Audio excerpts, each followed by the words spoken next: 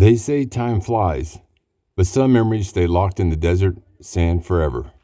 Welcome back to Long Story Short.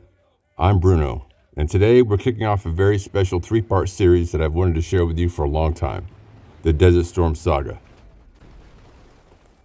Joining me is brother-in-arms who needs no introduction, my longtime friend of 36 years, Oscar Kowalski.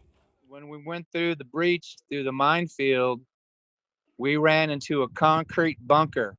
The plow did. Yeah. And then we had to go backwards. So we were okay, all so like, that was our job. So what we did was so what our job was as Bravo Company was to have these mine plows plow into the minefields in the breach, creating lanes for the entire. So give me the scope of this. I mean, isn't it true that we spearheaded the entire division and nobody came into Iraq except for behind our tracks? exactly. They followed through the lanes. Yeah. We plowed the lanes for the rest of the, what was that called? The task force. Yeah. Which was hundreds and hundreds of vehicles. And then they all came through the lanes that we cleared. We hit that concrete bunker and we were like, oh, fuck. What do we do now? They're like, well, we got to go backwards. And Sergeant Sweeting and I, he had the periscopes and the TC hatch, and I couldn't see shit. The loader's hatch had a periscope, but I don't know if it could see backwards. Plus, all that shit was in the fucking bustle racks. Like, just go backwards straight. Just go straight backwards. And you're like, okay. I was sitting on my flak vest. Well, I bet. I was. Yeah, I was scared to death, man. Oh, fuck yeah, man. That was I remember the day before I was prepared to die. I was sort of like I hope they come and get me.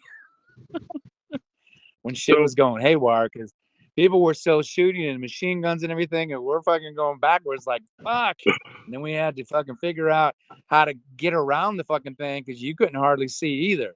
You know? Yeah, I was looking at my vision. I was looking at that little that round periscope thing.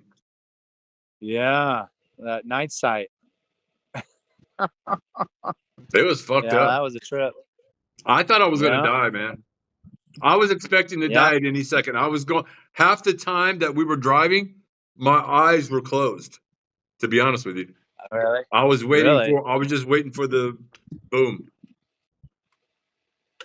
Okay, now that makes sense. Yeah, we would all been fucked if that happened. We'd have been stuck right there in the middle of fucking everything. Oh. Yeah, but we're here making this video. Yeah, no shit, huh?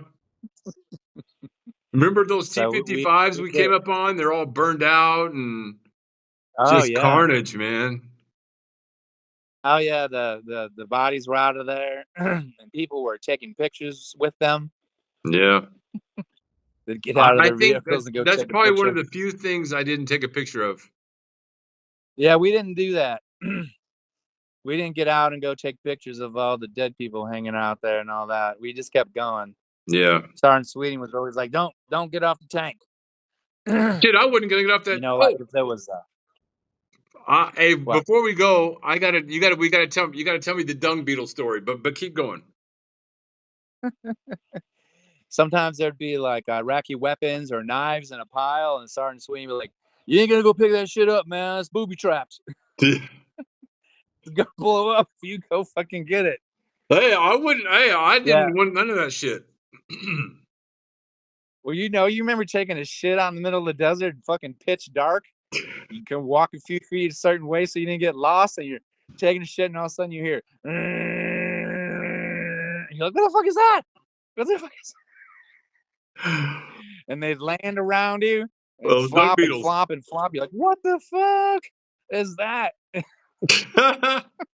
Then they attack you and you take a shit? Yeah, every time. It was like every time I had to take a shit, it was like a race.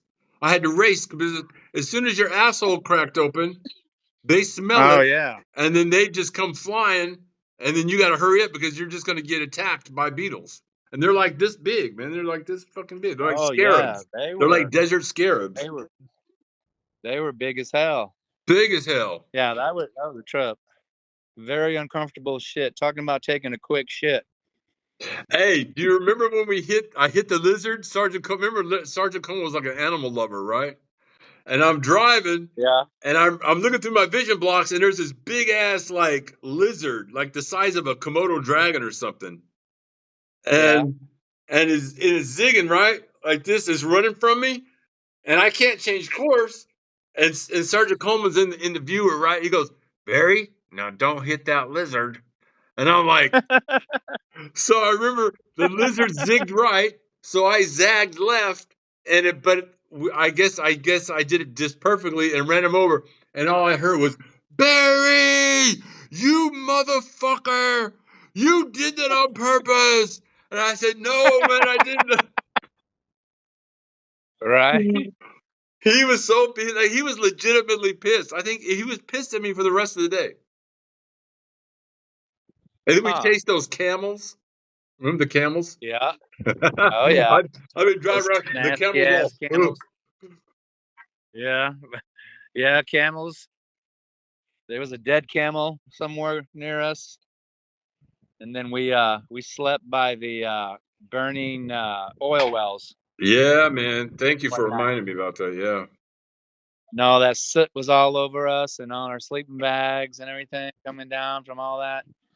Fucking, there was like, man, hundreds of those oil wells. It was pretty cool to see, though. It was the surreal. big fucking flame. Yeah, but we all got along as a crew, right? We all got along pretty good. Oh yeah. I mean, I had your back. I had your back to the death, and you had my back.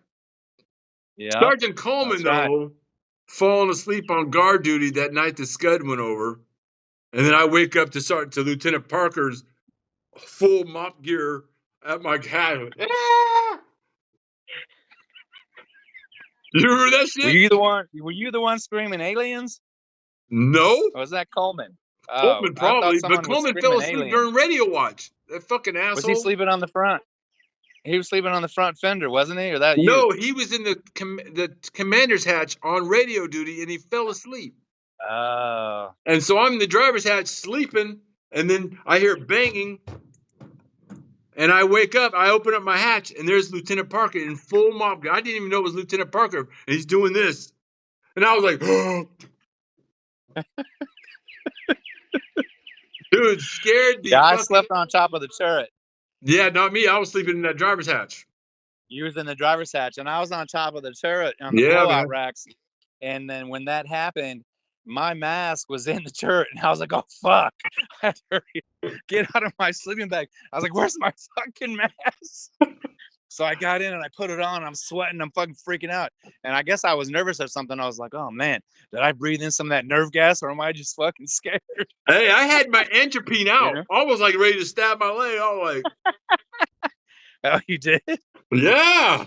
I was like, I had it in my pocket. I pulled it out. I was like, damn, how do you open this shit? Like I was like you. I was sweating, and I was like, and I was scared, and I'm shaking. I'm going, is that nerve gas or is it me? Like, I don't know. How do you know? Yeah, I know. And I got in the tank and put my shit on. I was like, holy fuck, how much of that shit did I breathe in already? Yeah, dude. I mean, if I was sleeping, we would have been fucked. And then that Scud missile hit the towers that we would have been at had we stayed reserves and not went to the front. Going to the front line saved our ass. Yeah, how about that, huh? Isn't that crazy? Huh. Yeah, we wouldn't have all these good stories if we would have stayed back in Cobar Towers. No. All those Italian women found at the mall. But I was thinking about that because it was like we'd only been up north about a week when that Scud went over, so we escaped death by at least a week, by maybe a week. Damn, how about that? All them people got all those new recruits that moved into those towers and they got all killed. It's crazy. Yeah. Yeah, man. Huh. So how's everything going there? Everything's going good here, man. You know what? This is the best time probably in my entire life. I mean, I'm not saying like woohoo fun. I just mean after going through everything, the military, the army, divorce, I'm very happy right now, Oscar. Well, there you go. You deserve it, man. So am I. Yeah, man. Thank you. Yeah, You no too, man. problem, man. So yeah, if you need some more tape, just let me know. How's your battery doing? You all right? I'm at 8%, so it's getting ready. I gotta have to cut it off pretty quick. So, is there anything else you want Okay. to add to the? So, thank you, Oscar. I appreciate it.